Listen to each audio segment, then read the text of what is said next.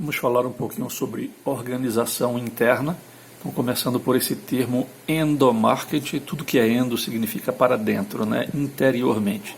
Então, o endomarketing ele envolve ações de marketing exatamente para esse público interno. E quais são as ações de estímulos ao funcionário?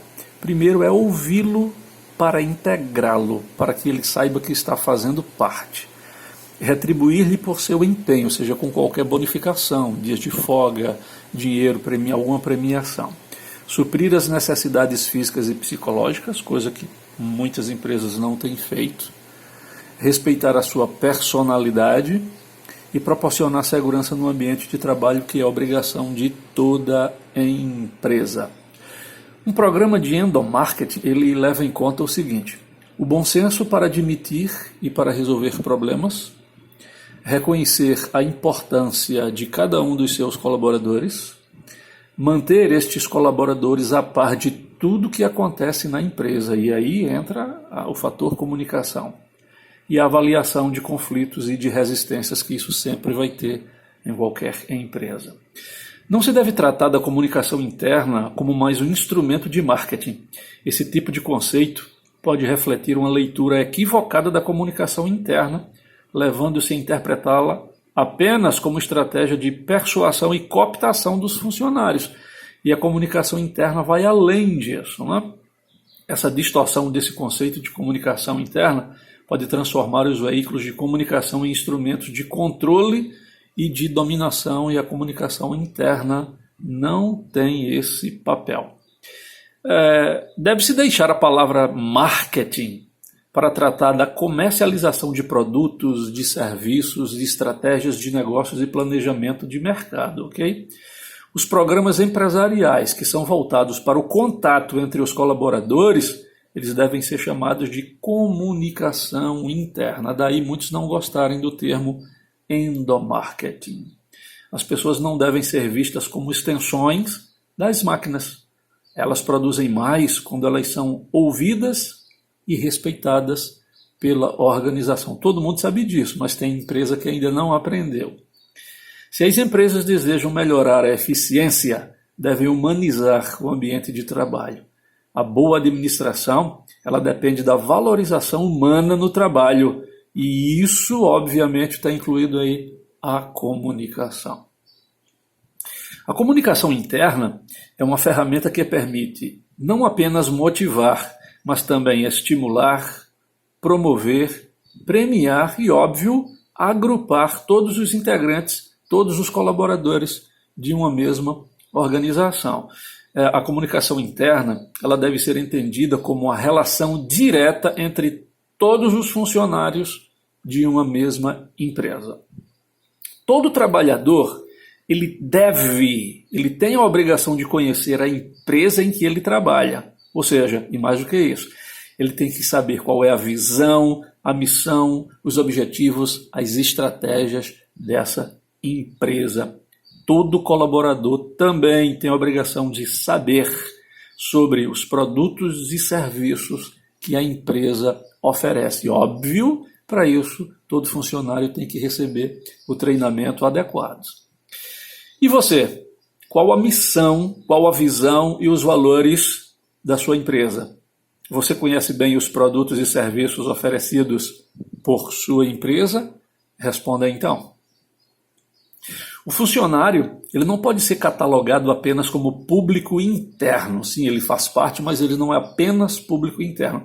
Afinal, o funcionário ele exerce muitos papéis além de ser trabalhador. Ele é cidadão, ele é consumidor, muitas vezes do próprio produto que a empresa produz, ele é membro de uma comunidade, não é? E ele é formador de opinião. Portanto, ele tem uma família, ele influencia essa família. Ele tem amigos, pode influenciar amigos. Hoje todo mundo tem redes sociais. Então nós somos formadores de opinião. A nossa opinião, seja ela positiva ou negativa, pode sim influenciar outras pessoas. Viabilizar canais de comunicação dentro de uma empresa que favoreçam o relacionamento humano faz com que as pessoas se sintam reconhecidas e valorizadas. E óbvio, ao se sentirem valorizadas elas reforçam a autoestima e, claro, melhora a qualidade de vida no trabalho. De modo geral, as pessoas se preocupam muito em falar e não valorizam muito a arte de ouvir. Já perceberam isso? Saber ouvir, gente, transcende o ato de escutar. Não é? Ouvir é mais do que escutar. Ouvir é compreender a pessoa que está se expressando à nossa frente ou do outro lado da linha. Ouvir é entender a mensagem que aquela pessoa está transmitindo. É assimilar aquilo que foi dito, seja por palavras, por atitudes, por gestos ou até pelo silêncio. Ouvir é uma qualidade essencial para aperfeiçoar qualquer tipo de relacionamento. Olha, pode ser entre casais, pode ser entre pais e filhos, pode ser entre amigos e, claro, também entre as empresas e os seus clientes. Saber ouvir é uma arte. Muitas pessoas não têm o hábito de dar retorno, não é? Ou seja, de retornar as mensagens. Você tem esse hábito? Muita gente não vê valor neste gesto, não é?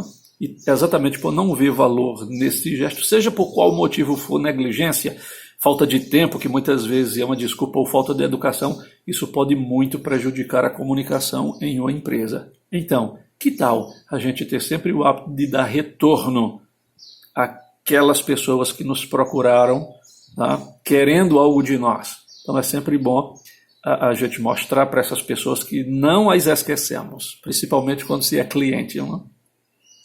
As comunicações escritas, sabemos, óbvio, elas geralmente são mais frias do que as comunicações orais, exatamente por conta daquele distanciamento. Mas lembre-se, são essas comunicações escritas que gozam de maior credibilidade. Ninguém vai fechar o contrato, tá? Ninguém vai fechar um contrato simplesmente com palavras, não é? Orais. Então as palavras têm que ser escritas, é aquele contrato escrito que goza de maior credibilidade. A comunicação interna é um processo diretamente relacionado com a cultura da própria empresa, né?